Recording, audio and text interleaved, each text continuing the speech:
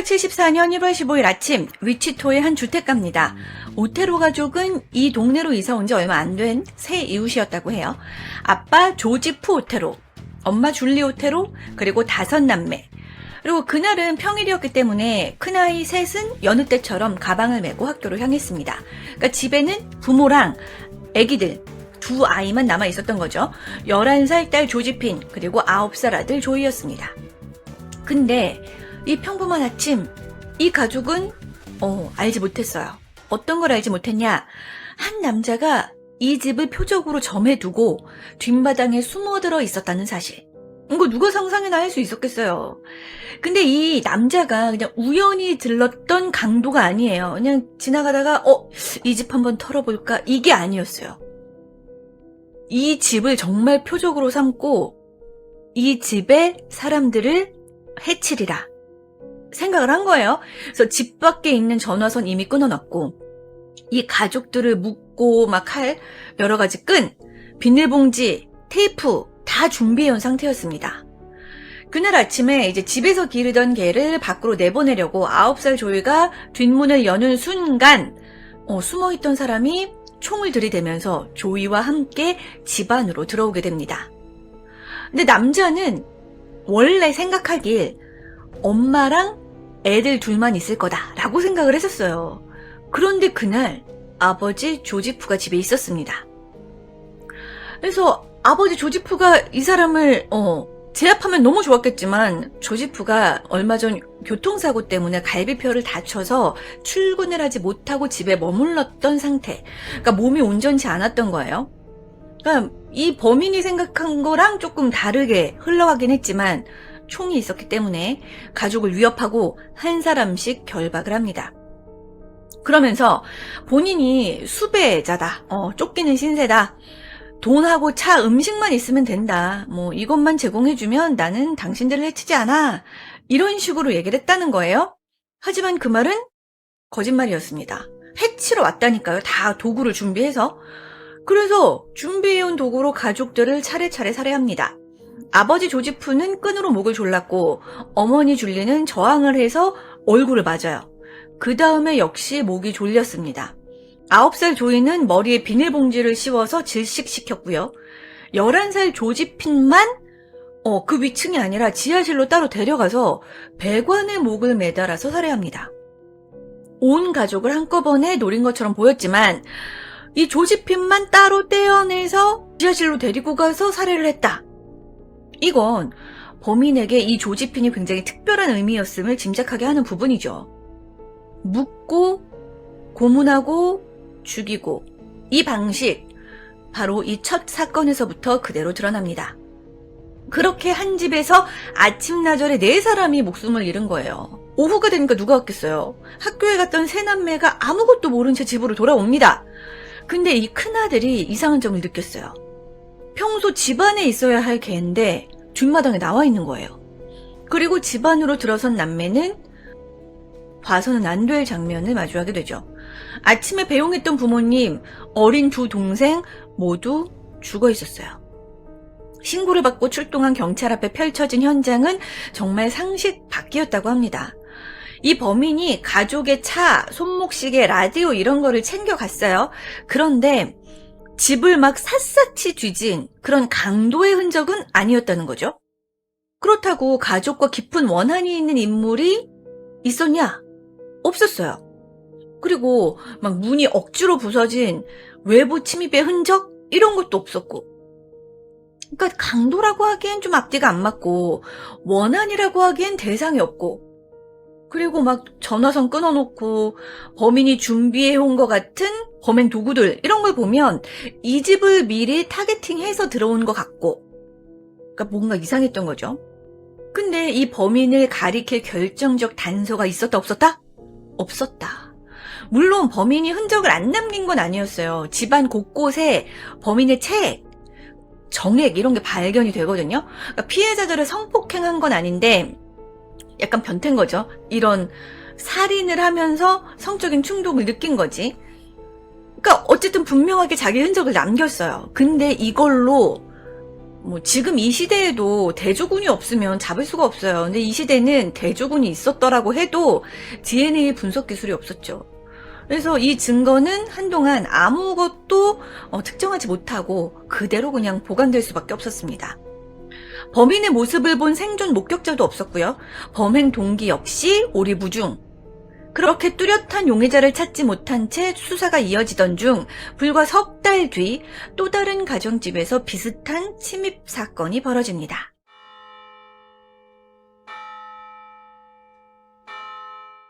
(1974년 4월 4일) 이번에는 결정적으로 다른 사건이 벌어집니다. 뭐가 달랐냐? 살아남은 목격자가 생긴 거예요. 범인은 이날도 아침 일찍 목표한 집에 몰래 침입을 해요. 근데 이번엔 뒷마당 이런 데가 아니라 침실에 숨어서 집주인을 기다렸습니다. 표적은 21살의 캐서린 브라이트. 근데 범인은 캐서린이 혼자 집에 돌아올 거라고 생각을 했어요. 근데 오후 2시 무렵 캐서린은 혼자 오지 않았습니다. 누군가와 함께 왔는데 그게 남동생이었어요. 19살 남동생 케빈. 예상이 또 어긋난 거죠. 근데 이 범인한테 뭐가 있다? 총이 있다. 그러니까 두 사람을 위협하고 제압을 할 수 있었죠. 자신은 쫓기는 신세다. 돈과 차가 필요하다. 오테로 가족한테 얘기했던 거랑 똑같은 거짓말을 하고, 그리고 남매를 함께 두지 않았어요. 따로 떨어뜨려 놓는데 먼저 케빈한테 누나 캐스린의 손발을 묶게 합니다. 그리고 캐스린을 한 방에 남겨두고, 그리고 나서 케빈을 따로 다른 방으로 데려가서 스타킹으로 묶고 바닥에 엎드리게 해요. 그러니까 두 남매가 서로 다른 방에 나뉘어서 결박된 상태인 거죠. 그리고 이렇게 다른 방에 나뉘어 결박되어 있었기 때문에 케빈이 살아있는 목격자가 될 수 있었던 거예요. 어쨌든 범인은 집안을 잠깐 뒤집니다. 그리고 나서 이제 또 케빈한테 가요. 케빈을 살해하려고. 그래서 묶여있던 케빈의 목을 그 스타킹으로 막 조르면서 살해를 하려고 하는데, 그런데 케빈이 순순히 당하고 있었겠냐고요. 아니었겠죠. 죽을 힘을 다해서 몸부림을 친 끝에 결박을 풀어냈고, 범인의 총을 빼앗기 위해서 손을 뻗어서 방화쇠까지 당겼다는 거예요. 근데 총이 발사되지 않았습니다. 몸싸움 끝에 범인은 케빈의 머리와 얼굴에 총을 쐈어요. 근데 첫 발은 스쳤고 이어진 총알이 입 위쪽에 박혀요. 근데 총알들이 급소들을 정통으로 뚫지는 못했던 것 같아요. 그래서 케빈은 크게 다쳐서 피를 흘렸지만 죽진 않았던 거죠. 하지만 여기서 더 몸싸움을 하다가는 얘가 총을 더 쏠 것이고, 그러면 정말 죽을 수가 있잖아요. 그러니까 우선 바닥에 쓰러져서 죽은 척 하고 있었던 거죠. 그러니까 범인의 입장에서는 3발을 쐈어. 근데 얘가 지금 피투성이고 쓰러졌어. 지금 딱 죽진 않았어도 죽을 거야. 이렇게 생각을 했겠죠. 그러니까 얘는 이제 끝났고, 캐스린 얘를 또 살해하러 가야지 하고 캐스린한테 갑니다. 근데 캐스린을 결박한 게 누구였어요? 케빈이었잖아요. 자기 누나 꽉 묶었겠어요? 느슨하게 묶었단 말이에요. 그러니까 조금만 풀면 이제 결박이 풀릴 것 같으니까 정말 목숨 걸고서 몸부림을 쳤겠죠. 그래서 이 범인이 캐스린의 목을 조르는데 실패합니다. 뭔가 이게 좀 자기 뜻대로 안 되니까 제압을 하기 위해서 캐스린의 복부를 칼로 여러 차례 찔렀다고 해요. 자상 횟수는 한 11곳 정도 됐다고 합니다. 막 그렇게 몸싸움을 하고 난리를 치고 있을 때 다른 방에 쓰러져서 죽은 척하던 케빈, 범인이 자리를 비운 틈을 타서 몸을 일으키고 현관문을 빠져나갑니다. 거리로 뛰쳐나가서 차를 세워서 도움을 요청했고, 그 운전자가 케빈을 병원으로 옮겨주고 경찰에 신고했다고 하죠. 이런 상황에 범인이 케빈이 나간 걸 느꼈다 못 느꼈다? 느꼈다. 알아차립니다. 그러니까 이제 빨리 자기가 도망가야 되잖아요. 그래서 이 남매 픽업 트럭에 올라탔다고 해요. 도주를 하기 위해서. 근데 시동이 안 걸리는 거죠. 결국 그 차를 버리고 조금 떨어진 위치토 주립대 근처에 세워둔 자기 차까지 뛰어가서 달아났다고 해요. 칼에 찔렸던 캐스린, 뒤늦게 도착한 구조대에 겨우 이름을 말하고 숨을 못 쉬겠다고 호소한 뒤에 의식을 잃었다고 합니다. 병원으로 옮겼지만 과다출혈로 몇 시간 뒤에 숨을 거둡니다. 머리에 총상을 입고 병원으로 실려갔던 케빈, 목숨은 건졌는데 상처가 워낙 깊어서 며칠이 지나서야 누나가 세상을 떠났다는 사실을 알게 됐다고 합니다. 근데 케빈이 생존을 했잖아요. 그러니까 굉장히 중요한 걸 얘기를 해주는 거죠. 범인의 체격, 얼굴, 머리 모양, 옷차림 이런 것들을 진술해준 덕분에 경찰은 처음으로 범인의 몽타주를 그릴 수 있었습니다. 아까 오테로 집안의 엄마, 줄리 오테로, 그리고 이 캐서린 브라이트, 이 둘이 똑같은 회사에 근무를 했었대요. 그래서 이 사람들이 서로 아는 사람들인가? 이런 것 때문에 그 부분을 수사를 했던 것 같아요. 근데 이 피해자 둘이 서로 아는 사이였던 거 확인이 안 되고, 경찰도 이 회사 사람들 중에 뭐 범인, 특정 이런 단서 연결하지 못했다고 합니다. 첫 사건이었던 이 오테로 가족 사건, 미제잖아요. 근데 엉뚱한 사람들이 자기가 오테로 사건을 벌인 범인이다 라고 거짓 자백을 하고 나선 거예요. 그러니까 경찰도 얘는 아닌 것 같은데 생각은 하지만 우선 잡아야 되니까 얘네도 실적 이런 게 있을 거 아니에요. 그래서 얘네 쪽으로 몰아갔었나 봐요. 근데 진짜 범인은 따로 있는 거죠. 근데 이 진짜 범인이 이걸 못 참는 거야. 이 범죄라는 걸 이 사람은 작품이라고 생각하고 프로젝트라고 생각을 하는 사람이야. 그래서 이거를 다른 사람이 했다라고 얘기하는 걸 못 참는 거예요. 자기 작품이 날아간다고 느꼈나 봐요. 그래서 1974년 10월에 범인이 직접 위치토의 한 지역신문사에 연락을 합니다. 공공도서관의 공학서적 안에 편지를 한 통 숨겨뒀으니 찾아봐라. 그렇게 발견된 편지에서 어떤 내용이 들어있었냐. 오테로 가족 사건 내가 한 거야 라고 얘기를 하면서 외부에 공개된 적이 한 번도 없는 현장 세부 정보가 쭉 적혀져 있었다는 거죠. 진범 아니면 절대 알 수 없는 내용. 와, 그러니까 대부분의 범인들은 증거를 없애고 아는 것도 모른다고 하고 생각이 안 나요 막 이러는데, 얘는 스스로 증거를 내밀면서 이거 내 거야 라고 이야기를 한 거죠. 그리고 이 편지에서 범인이 앞으로 나를 가리킬 암호명 하나, 본인을 가리킬 암호명 하나를 제시합니다. 묻고 bind them, 고문하고 torture them, 살해한다, kill them. bind의 B, torture의 T, kill의 K. 요렇게 앞글자들을 따서 BTK라고 부르라 얘기를 한 거죠. 완전 관종이죠.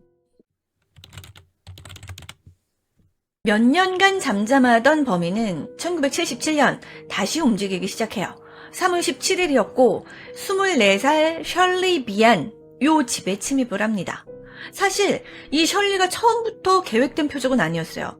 원래는 다른 여성을 노리고 범행을 저지르려고 했는데 그 집에 아무도 없으니까 이거 큰일 난 거야. 오늘 범행을 저지르려고 했는데 흥분이 가라앉지 않는 거지. 그래서 동네를 배회하다가 어떤 꼬마를 만나게 돼요. 그래서 이 꼬마네 집에 가자 라고 결심을 하고 자기가 형사인 척 얘기를 해요. 어떤 사람을 찾는다 막 이런 식으로 사진을 보여줬다고 해요. 그래서 그 집에 들어갔더니 셜리와 어린 새 자녀가 있었어요. 바로 돌변하죠. 새 아이를 욕실에 몰아넣고 문을 막은 다음에 이 셜리한테 성적인 의도를 드러냅니다. 앞선 사건과 마찬가지로 셜리는 살해당하고 말죠. 그런데 이번에도 계획대로 흘러가지 않습니다. 욕실에 갇힌 아이들이 가만히 있겠어요? 자기 엄마를 해치고 있는 것 같은데 울고 불고 난리를 치는 거예요. 그러다가 때마침 전화벨까지 울려요. 그러니까 이제 애들이 누구 올 거예요. 이따가 누구 오기로 했어요. 우리 엄마 괴롭히지 마요. 난리를 쳤겠죠? 그랬더니 누군가 곧 올 거라는 생각이 들었나 봐요. 서둘러 현장을 떠납니다. 범인이 떠난 뒤에 욕실에 갇혀있던 새 아이는 문을 열고 빠져나와서 이웃에게 달려와서 도움을 요청합니다. 그런데 이제 이웃들이 집에 도착했을 때 셜리는 숨을 거둔 상태였다고 해요. 같은 해 12월 8일, 이번엔 25살 낸시 폭스가 표적이 됩니다. 범인은 며칠에 걸쳐서 이 낸시의 집과 직장, 생활 패턴 이런 것들을 관찰을 했다고 합니다. 낸시가 혼자 사는지, 몇 시에 귀가하는지 다 파악했어요. 그리고 낮 시간에 미리 낸시의 집 전화선을 끊고 안으로 들어가서 기다립니다. 그리고 퇴근하고 들어온 낸시를 총으로 제압을 하고 이 남자 범행이 대부분 그랬듯 낸시를 향해서도 성적인 폭력을 가합니다. 범인은 낸시의 목을 졸라서 살해한 뒤에 기념품 삼아서 낸시 운전면허증까지 챙겨서 나왔다고 해요. 그리고 여기서 범인의 뻔뻔함이 보이는 대목이 있는데 어떤 거였냐. 범행 다음날 시내 공중전화로 직접 경찰에 전화를 걸어서 살인 신고를 합니다. 어느 주소에 가면 시신이 있을 거다. 내가 한 거야. 그래서 경찰이 통화가 걸려온 위치까지 추적을 했지만 정작 범인은 잡지 못해요. 근데 이 짧은 통화 내용이 녹음이 됐어요. 나중에 이 남자의 목소리를 굉장히 중요한 증거 자료로 활용을 합니다. 신고 전화를 살인범 본인이 걸었다? 이건 배짱이라기보다 완전 극단적인 자기애죠. 자기는 잡히지 않을 거야. 이런 생각, 무모함, 오만함, 요런 거 때문에 나중에 잡히게 되거든요. 근데 어쨌든 이때는 이런 여유를 부릴만 했어요. 왜냐하면 지금 몇 명을 살해했는데도 불구하고 경찰이 쥐고 있는 건 이 사람의 몽타주 한 장, 그리고 짧은 목소리밖에 없었거든요. 1978년 초 범인은 다시 펜을 듭니다. 1월 말이었어요. 셜리 비안, 아까 그 새 아이의 어머니, 이 사람을 가리키는 시 한 편을 신문사에 보낸 거예요. 근데 이 신문사 직원은 이걸 살인을 자랑하는 글이라고 누가 생각을 했겠어요. 어떤 여성에 대한 시니까 발렌타인데이, 1월 말이니까 좀 있으면 발렌타인데이니까 그때 사랑 고백을 하는 그런 편지인 줄 알고 광고 쪽으로 넘겼다는 거예요. 그리고 또 경찰이 이렇다 할 반응을 안 보이는 거야. 그랬더니 범인은 더 큰 관심을 원하면서 2월엔 방송국으로 편지를 보냅니다. 근데 이 편지의 내용이 어떤 내용이었냐. 내가 지금까지 7명을 죽였는데 도대체 내가 몇 명을 죽여야지 내 이름을 신문이나 뉴스에서 보도를 할 거냐. 이런 따지는 듯한 그런 내용이었다는 거죠. 74년의 편지에서는 내가 BTK야 라고 얘기를 했잖아요. 근데 이번에는 BTK라는 이름 대대적으로 보도를 좀 해 라고 요구까지 합니다. 그 경찰서장이 이거 다 한 놈이 저지른 거구나 라는 걸 알게 됐죠. 그러니까 연쇄살인범이 활동 중이라고 공식 발표를 하고, 그러니까 도시 전체는 공포에 휩싸일 수밖에 없죠. 근데 이 편지들에서 범인은 굉장히 자신을 포장해요. 나는 살인을 이끄는, 나를 살인을 하게끔 이끄는 어떠한 초자연적인 힘이 있는데 걔가 팩터 X라는 거야. 잭 더 리퍼, 샘의 아들, 이런 악명 높은 살인범들도 이런 힘에 이끌려서 살인을 한 거라니까? 라고 얘기를 하면서 본인도 그만큼 급이 있는 살인범이야 라고 얘기를 한 거죠. 근데 사실 말이야 방구야, 그쵸? 팩터 X가 뭐야, 그쵸? 뭐 개념이 있는 것도 아니고 실체가 있는 것도 아니고 그냥 자기를 좀 더 특별한 어떤 힘에 의해서 저지르고 있고, 그랬기 때문에 너네는 날 못 잡아. 그리고 나는 내가 하고자 한 게 아니라 이 힘으로 어쩔 수 없이 이런 일을 벌인 거야. 뭐 책임 전가, 뭐 여러 가지 의미가 있는 거 아니겠어요? 그러니까 경찰은 얼마나 얘를 빨리 잡고 싶었겠어요. 근데 범인이 경찰한테 이런 얘기를 해요. 그 편지에. 나를 진지하게 여긴다면 이 편지의 내용이 진범이 쓴 거구나, 이렇게 진지하게 느껴지면 방송에 나만 알아볼 수 있는 신호를 넣어서 방송을 해라. 경찰이 했을까요, 안 했을까요? 합니다. 방송 화면에 아주 짧게 범인에게 연락하라는 취지의 숨은 메시지를 내보낸 거예요. 그럼 범인은 응했을까요, 안 했을까요? 응하지 않죠. 왜 응했겠어요? 응하면 잡히는데. 1979년 4월 28일 범인은 63살의 애나 윌리엄스를 노리고 집안에서 기다리고 있었습니다. 근데 이 범인이 항상 표정을 삼을 때에는 그 사람을 며칠 관찰을 해서 혼자 있는 시간, 귀가 시간, 이런 것들을 다 체크해요. 그래서 이날도 애나가 이 시간에는 들어올 거야 생각하고 침입을 하고 기다리고 있었단 말이에요. 그런데 애나가 너무 운이 좋게도 그날 댄스 모임에 참석한 뒤에 평소보다 훨씬 늦게 귀가를 합니다. 그래서 이 범인은 하염없이 기다리다가 짜증이 난 거야. 그래서 집에 가버립니다. 그러니까 계획이 또 어긋난 거예요. 근데 이 실패, 분이 안 풀려. 그래서 나중에 애나한테 편지를 보냅니다. 내가 다녀갔다라는 증거와 함께 그날 네가 너무 늦게 귀가해서 아쉬웠다. 목숨을 노렸는데 아쉬웠다. 이런 시를 보낸 거죠. 그러니까 얘는 좀 사고방식이 독특해요. 그렇죠? 경찰은 당연히 이 범인을 빨리 잡고 싶었겠죠. 1979년 8월 승부수를 던집니다. 아까 그 범인이 전화해서 내가 살인했어. 막 집 주소 알려주면서 거기 시신이 있을 거야. 이 얘기 했다고 했잖아요. 그 녹음된 범인의 목소리를 라디오와 방송으로 반복해서 내보낸 거예요. 시민 누구라도 저 목소리의 주인을 알아들을 수 있게, 알아들으면 제보할 수 있게. 그래서 첫날에만 100건이 넘는 제보가 쏟아졌다고 해요. 그러면 범인을 특정할 만한 뭔가가 있지 않았겠어? 생각하실 수 있는데 정작 엄청난 특정할 만한 결정적인 제보는 없었다고 합니다. 근데 이 목소리 공개를 전후로 해서 BTK의 공식적인 막 경찰에 막 방송국에 신문사에 막 편지 넣고 이런 거 다 없어져요. 그러니까 본인을 향한 수사, 그리고 내가 조금 튀는 행동을 하면 들킬 수 있다라는 그런 생각에 몸을 사린 걸로 보인다고 해요. 근데 편지가 멈췄다고 해서 경찰 수사까지 멈췄냐? No. 1984년 위치토 경찰은 BTK만 쫓는 전담팀을 새로 꾸립니다. 좀처럼 잡히지 않는 유령 같은 범인을 쫓는다는 뜻에서 팀에는 고스터버스터즈라는 별명도 붙였다고 해요. 수사팀은 혈액형과 분비형 같은 생물학적 특성, 타액, 지문, 편지의 종이와 타작의 흔적까지 다시 다 분석을 했고 당시로서는 최신이던 컴퓨터 데이터베이스도 활용했다고 합니다. 이 과정에서 눈에 띄는 사실이 하나 포착이 되는데 당시 BTK 범행으로 분류되어 있던 초기 범행, 그 현장들이 약 3.5마일 안팎의 비교적 좁은 생활권 안에 모여 있다는 게 체크가 된 거예요. 그러니까 수사관들은 범인이 위치토를 잘 아는 사람, 위치토에 살 수도 있는 사람, 이런 가능성을 제기할 수 있었다는 거죠. 근데 딱 여기까지.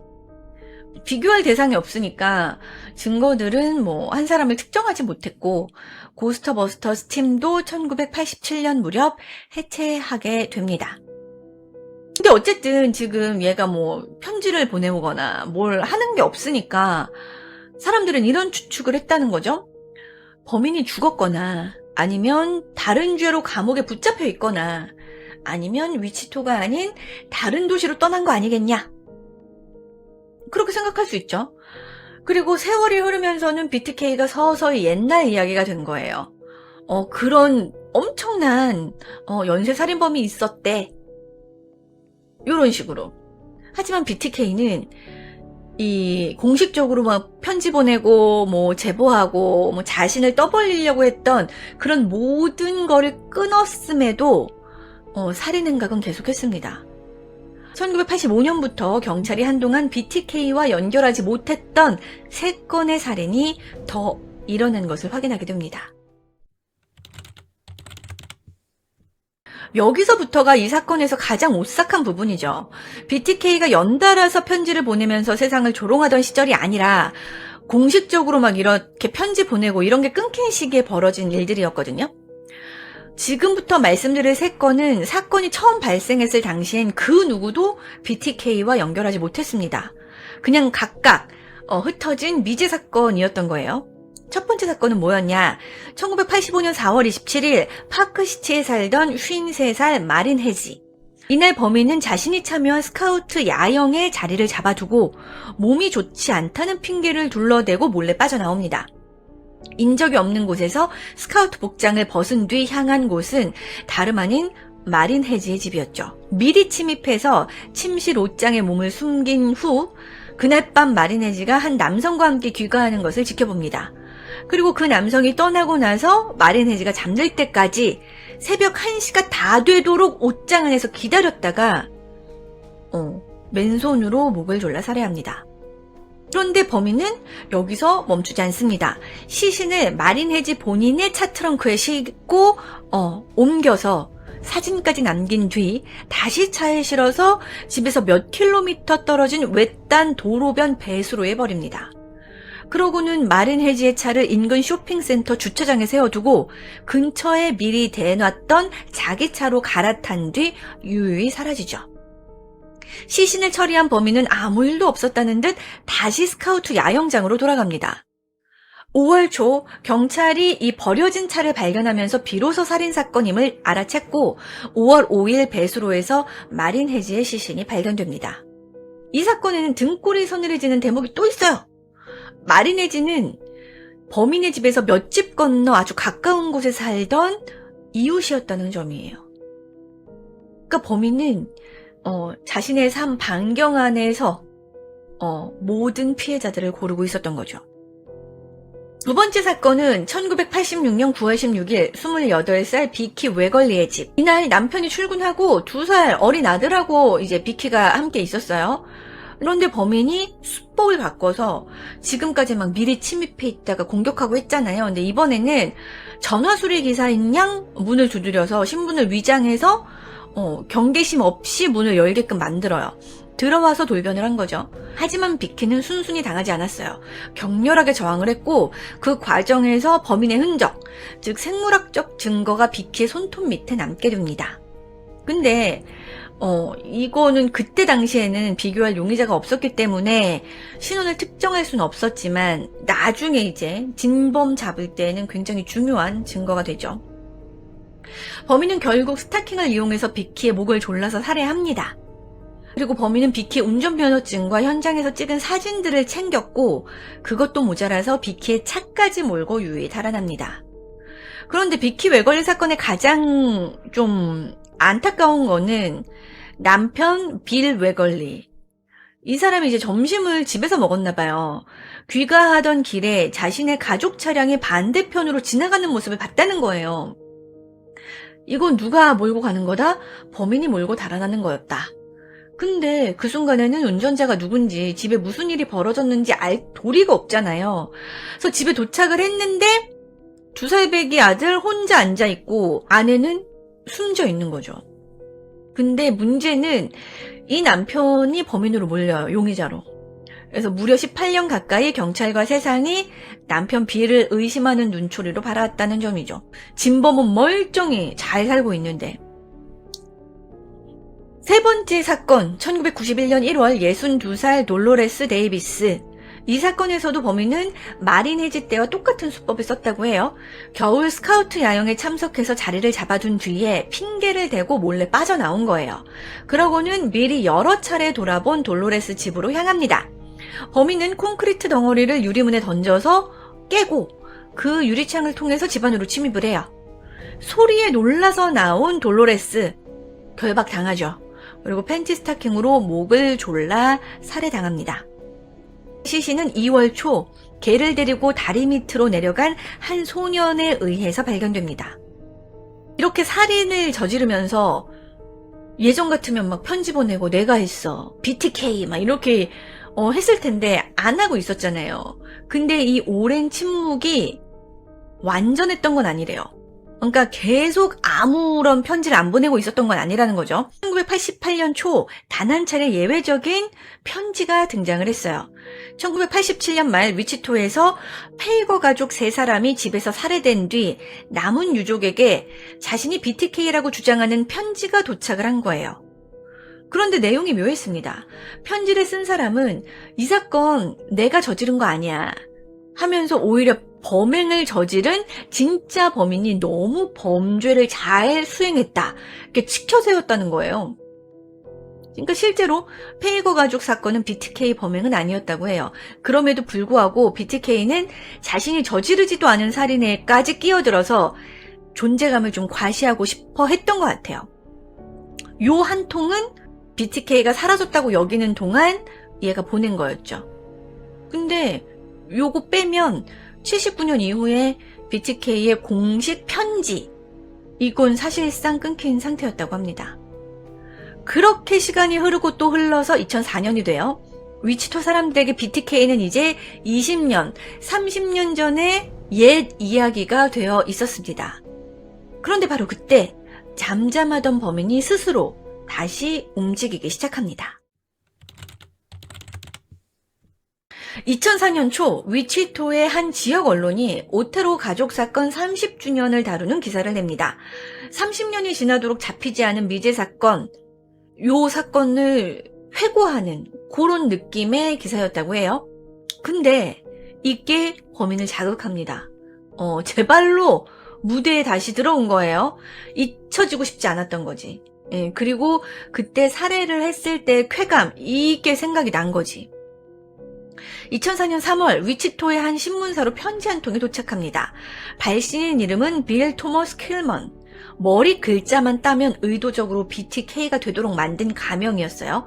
봉투 안에는 비키 웨걸리의 운전면허증 사본과 현장 사진이 들어있었습니다. 1986년 사건에서 범인이 챙겨갔던 물건들. 진범만이 가지고 있을 수 있는 증거잖아요.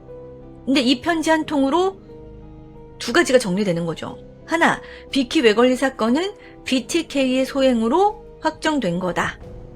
둘, 18년 가까이 억울하게 의심받던 남편 빌 웨걸리의 누명은 벗겨져야 한다. 이때부터 범인의 쇼가 본격적으로 시작됩니다. 신문사, 방송국, 도서관, 공원 도로변까지 범인은 온갖 곳에 편지와 물품을 흘리고 다녀요. 내용도 하나같이 기괴해요.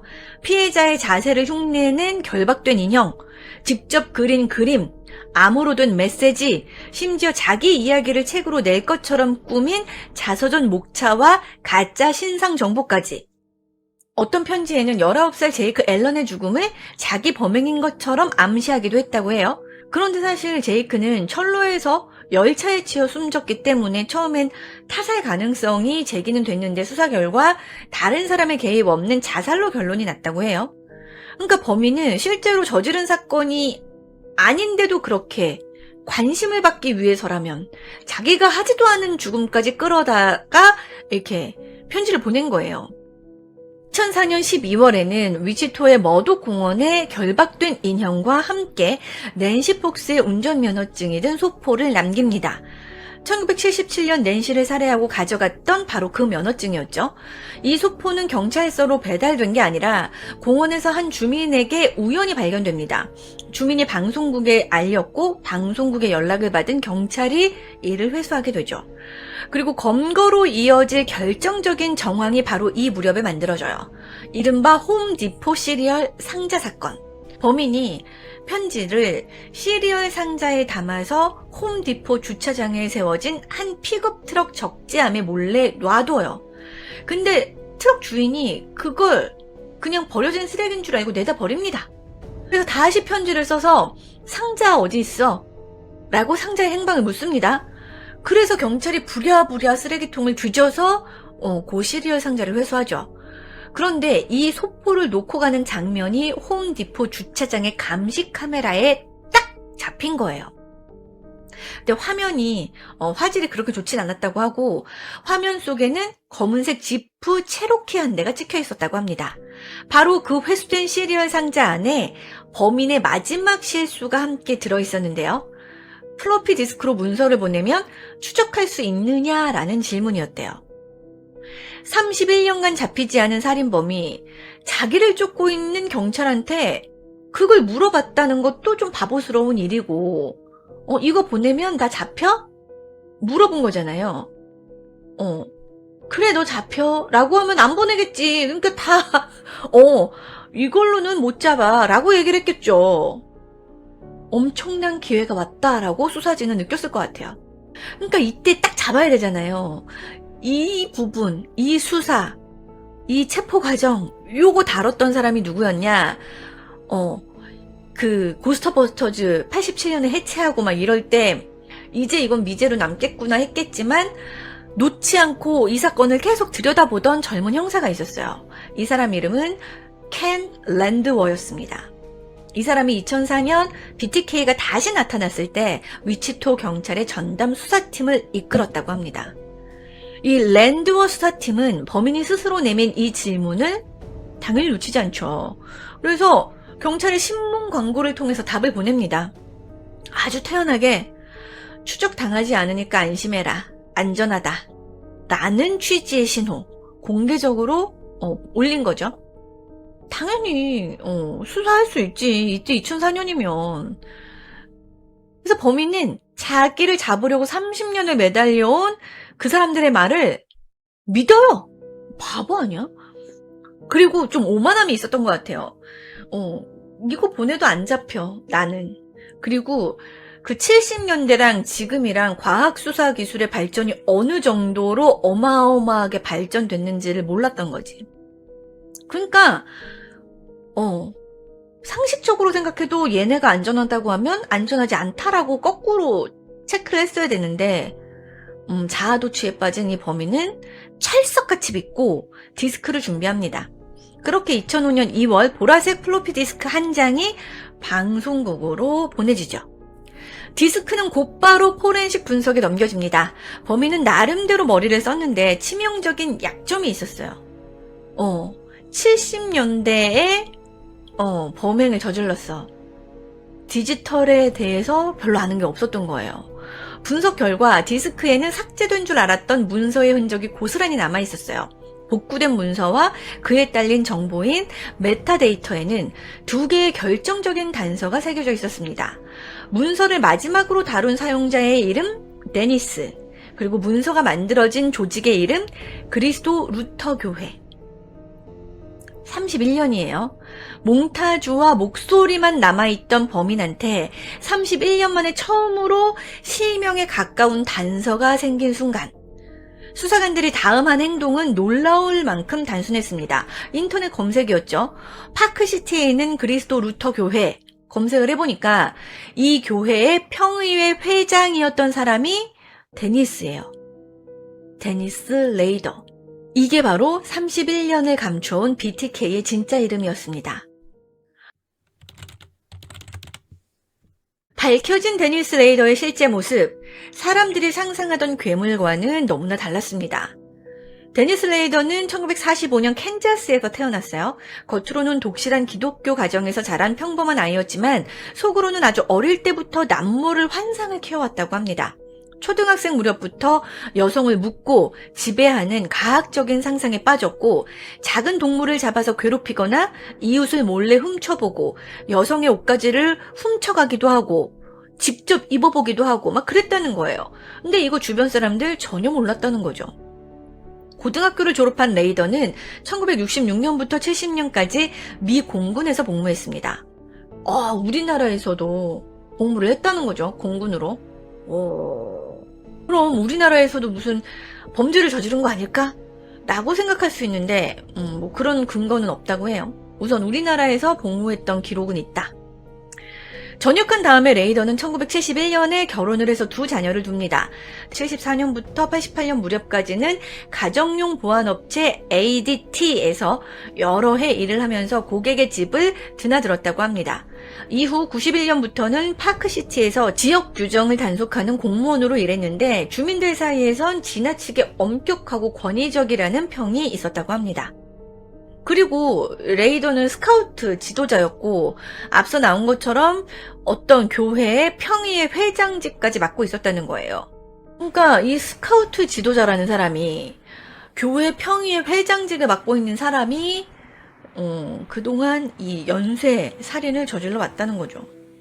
이렇게 이중적인 2 삶을 살던 사람, 이 2 삶이 거의 맞닿을 뻔한 순간이 있었다고 합니다. 아내 폴라가 언젠가 집에서 남편이 쓴 시의 초안 하나를 발견하는데 셜리 비안 사건을 소재로 한 섬뜩한 내용의 글이었다고 해요. 근데 이 데니스 레이더는 대학 수업 과제로 쓴 것이라고 둘러댔고 아내인 폴라는 그 말을 철석같이 믿었다고 합니다. 그리고 그 시를 훗날 완성해서 신문사로 보낸 거예요. 범인의 정체가 가족한테 잡힐 뻔했는데 못 잡은 거죠. 그리고 이 사람이 ADT 보안업체에서 일했다고 하잖아요. 그래서 이 사람이 막 연쇄살인을 벌이면서 이 도시를 공포에 몰아넣고 그걸 이용해서 보안장치를 팔았다.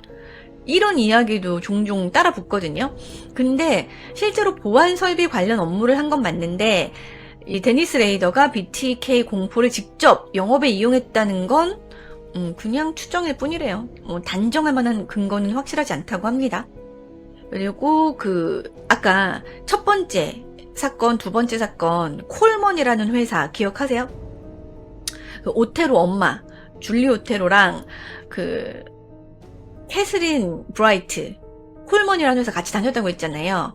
데니스 레이더 역시 첫 범행전인 1972년부터 73년 무렵에 콜먼에서 일했던 이력이 있다고 합니다. 근데 또 콜먼이라는 회사에서 데니스가 두 피해자를 직접 알게 됐고 표적으로 삼았는지 요거는 또 입증이 안 된다고 해요. 어쨌든 겉으로 드러난 데니스 레이더는 평범한 이웃이자 성실한 교회 임원, 그리고 두 아이를 둔 가장이었습니다. 근데 사실 이 사람은 연쇄 살인범이었던 거죠.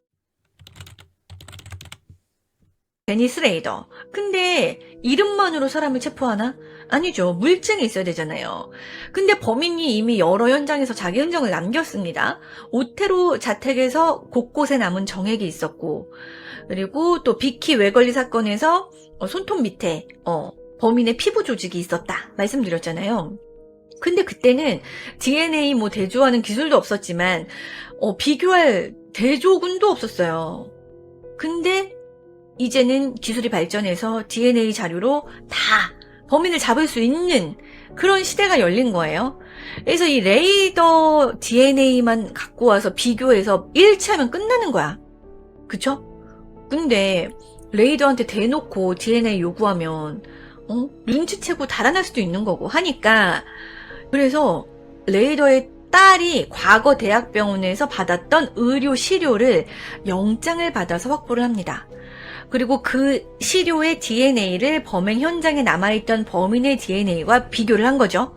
특히 비키 웨걸리의 손톱 밑에서 나온 DNA랑 이 딸의 시료랑 비교를 했더니 두 사람은 가족 관계일 것이다 라고 나온 거예요. 딸과 범인의 DNA가 똑같진 않지만 이 현장에서 나온 범인의 DNA의 주인이 이 데니스 레이더의 딸, 이 사람과 가족 관계일 것이다 라는 거는 생물학적 아버지일 가능성이 높다라는 의미잖아요. 그러니까 물증은 확보된 거지. 여기에 홈디포 감시 카메라에 잡혔던 검은색 지프 체로키, 레이더의 집 앞 차량과 같은 차종이라는 정황까지 더해지면서 조각들이 맞춰진 거죠. 2005년 2월 25일 데니스 레이더는 체포됩니다. 디스크가 방송국에 도착하고 나서 체포까지 대략 열흘 남짓 걸렸다고 합니다.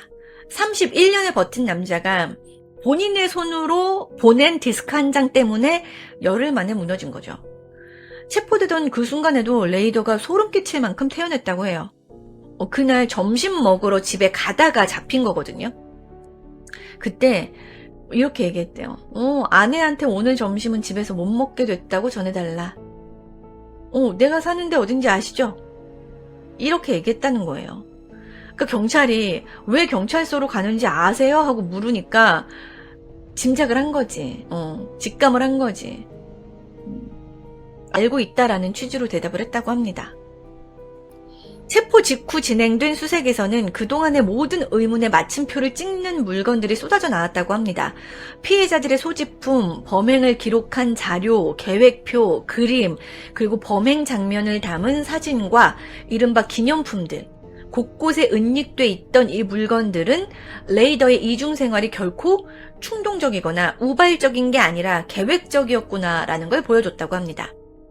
그리고 소름 돋는 사실이 하나 더 있는데, 레이더가 체포된 다음에 2004년에 다시 편지를 보내기 시작하잖아요. 그 무렵에 11번째 살인을 준비하고 있었다라고 하더라고요. 한 여성을 표적으로 정하고 2004년 10월 그 집 뒷뜰까지 들어갔는데 마침 공사 인부들이 나타나서 계획을 포기했는데 잡히지만 않았으면 봄에 다시 시도할 예정이었다라고 말했다고 합니다. 근데 2005년 2월 봄이 되기 전에 이 보라색 플로피 디스크 한 장 때문에 못하게 된 거죠. 그리고 조사 과정에서 데니스 레이더는 서운함을 드러냈대요. 플로피 디스크 추적할 수 있다는 거 왜 말해주지 않았냐. 미친 거지. 그렇죠. 그걸 왜 말해줘. 근데 자기는 속았다. 억울하다. 이런 심정이 있었다고 해요. 또라이죠, 또라이. 체포 다음날 경찰서장은 기자회견에서 짧게 선언을 해요. BTK를 체포했다. BTK is arrested.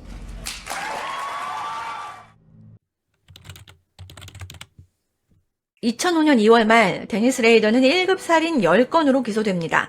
그리고 6월 레이더는 법정에서 유죄를 인정합니다.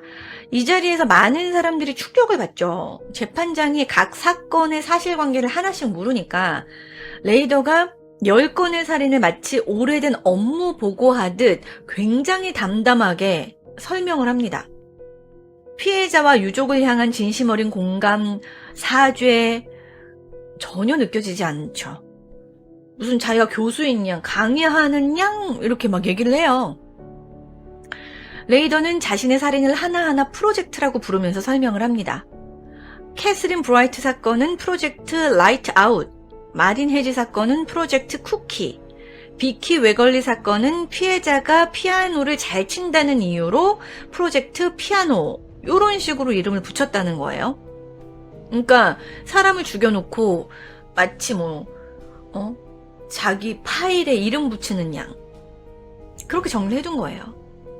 셜리 비안 사건에서는 욕실에 가둬두었던 새 아이까지 사실 죽일 생각이었다라는 진술도 이때 나왔다고 합니다. 2005년 8월 선고가 내려집니다. 데니스 레이더에게는 연속 종신형 10번, 그리고 최소 복역 기간을 모두 합치면 175년이라는 형이 선고됩니다. 그러니까 사실상 살아서는 세상 밖으로 나올 수 없는 형벌을 받은 거죠. 근데 여기서 의문이 들 수 있어요. 아니 10명을 죽였는데 왜 사형이 아니야? 근데 캔자스주는 레이더가 확인된 마지막 살인을 저지른 뒤인 1994년 사형제를 부활시켰어요. 근데 형벌은 소급해서 적용할 수 없기 때문에 아무리 끔찍한 범죄라고 해도 데니스 레이더는 교정시설에 수감돼서 지금까지도 독방에서 복역하고 있다고 합니다. 근데 지금은 80이 훨씬 넘어서 건강이 크게 나빠져서 휠체어에 의지하고 있는 것으로 전해집니다. 근데 지금도 되게 말이 많죠. 레이더가 저지른 사건이 이것만이 아닐 것이다. 그런 의혹. 체포 뒤에도 이어졌고 2023년 미국 오클라호마의 한 수사기관이 1976년 실종된 16살 소녀 킨니 사건, 이거 레이더랑 연결해서 막 조사도 하고 하거든요. 이 신시아가 세탁소에서 점원으로 일하다가 실종됐는데 레이더는 그 무렵에 세탁소 건너편 은행에 보안 설비를 설치하러 와 있었던 것으로 전해지죠. 그리고 레이더가 남긴 기록과 일기 속에 세탁과 관련된 표현, 그리고 레이더가 보낸 퍼즐에 신시아의 이름, 거리 이름 막 이런 게 있었단 말이죠. 그래서 신시아 사건은 데니스 레이더가 저지른 거 아니야? 라고 생각을 할 법해요. 그리고 이것뿐만 아니라 캔자스와 미주리주 다른 미제 사건들도 레이더와 연결시킬 만한 그런 사건들이 있다는 거예요.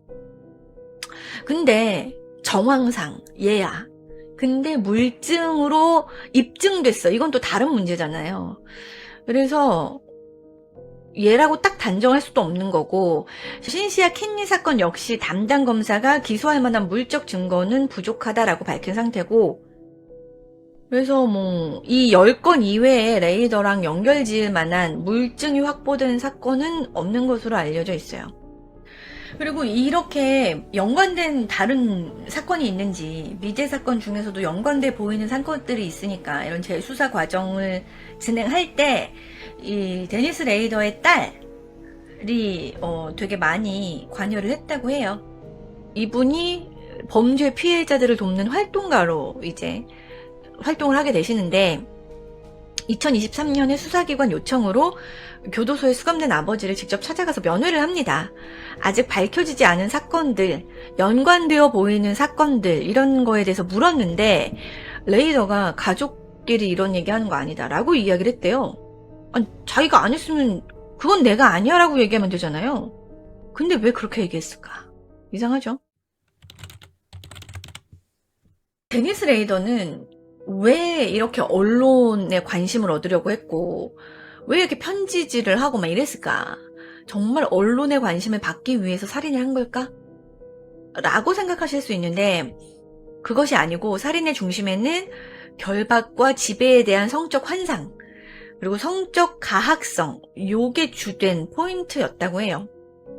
범행 도구를 담은 가방은 히트키트라고 부르면서 따로 챙겨뒀고 피해자에게서 가져온 물건과 사진을 전리품처럼 모아두었고 살인과 살인 사이의 긴 공백기에는 그것들을 꺼내서 혼자만의 의식을 치렀대요. 여성의 옷과 가면을 걸치고 스스로 결박당한 채 사진을 찍고 자신이 해친 여성들을 흉내내면서 범행을 되풀이해서 재현하면서 쾌감을 느꼈다는 거예요.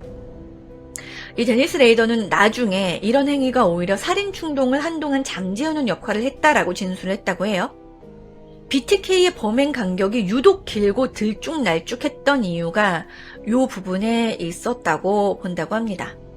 왜 피해자를 묶었는지, 왜 사진을 찍고 물건을 모았는지, 왜 범행을 프로젝트라고 불렀는지, 그리고 왜 스스로에게 BTK라는 이름까지 만들어 붙였는지, 이 모든 행동이 결국 지배와 통제에 대한 성적인 환상, 가학적 환상, 이런 욕구 때문에 나왔다는 거죠. 이 데니스 레이더의 이런 성향은 첫 사건이 남긴 가장 큰 의문 하나를 풀어준다고 합니다. 이 데니스 레이더가 왜 하필 오테로 가족을 첫 표적으로 골랐는지, 그리고 왜 유독 어린 조지핀만 따로 지하실로 데려갔는지 하는 의문. 이 데니스 레이더는 11살 조지핀에게 성적 관심을 느껴서 오테로 가족을 표적으로 정한 거예요. 그렇게 진술을 했어요. 레이더가 줄리와 아이들을 몇 주 동안 지켜본 것도 조지핀을 노린 행동이었다고 합니다. 오테로 가족에게 원한이 있었던 것도 아니었고 금품을 빼앗으려고 했던 것도 아니었고 그냥 조지핀을 묶고 결박하고 막 통제하고 이런 걸로 성적인 환상을 그 욕구를 채우기 위해서 11살짜리한테 미친 거지. 이 데니스 레이더의 이중 생활을 가장 섬뜩하게 보여주는 장면도 이 무렵에 함께 드러나는데 아까 마린 헤지의 시신 어딘가로 옮겨서 사진을 찍고 배수로에 버렸다라고 말씀드렸잖아요. 그 시신을 옮겼던 그 어딘가가 어디였는지 아세요? 교회였어. 자기가 다니는 그리스도 루터 교회. 내 이웃을 살해하고 이웃의 사진을 찍으려고 내가 다니는 교회에 데리고 간 거야. 정말 또라이죠?